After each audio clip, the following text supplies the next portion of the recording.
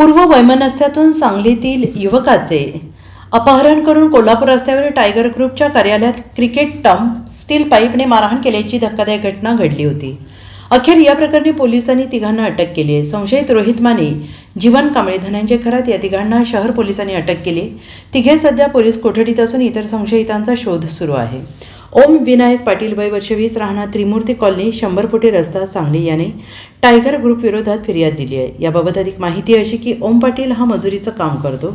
संशयित जीवन कांबळे आणि ओम यांच्यात 6 महिन्यांपूर्वी काही कारणावरून वाद झाला, त्यामुळे जीवन कांबळे याला राग होता। त्यातूनच बुधवार दिनांक 28 रोजी रात्री टायगर ग्रुपच्या रोहित माने आणि एका अनोळखी व्यक्तीने ओम याच घरातून ओढून बाहेर आणले, जबरदस्तीने दुचाकीवर बसवून अपहरण करून कोल्हापूर रस्त्यावरील टायगर ग्रुपच्या कार्यालयात आणले। तेथे संशयित रोहित माने, तेजस कोळेकर, जय बिराजदार, जीवन कांबळे, धनंजय खरात, बबलू उर्फ रोहित पाटील अनोळखी यांनी ओम यास टर्म स्टील पाईप आणि गॅसच्या पाईपने बेदम मारहाण केली। जखमी ओम याचा मोबाईल देखील फोडून टाकला। ओम यांनी उपचारानंतर गुरुवारी सांगली शहर पोलीस ठाण्यात धाव घेऊन फिर्याद दिली। त्यानुसार टायगर ग्रुपमधील 8 जणांविरोधात गुन्हा दाखल करण्यात आला। यापैकी रोहित माने, जीवन कांबळे, धनंजय खरात या तिघांना अटक झाली आहे। या संशयितांचा शोध सुरू असल्याचं पोलीस उपनिरीक्षक प्रमोद खाडे यांनी म्हटलं आहे। Bureau report, SBN Marathi, Kolhapur.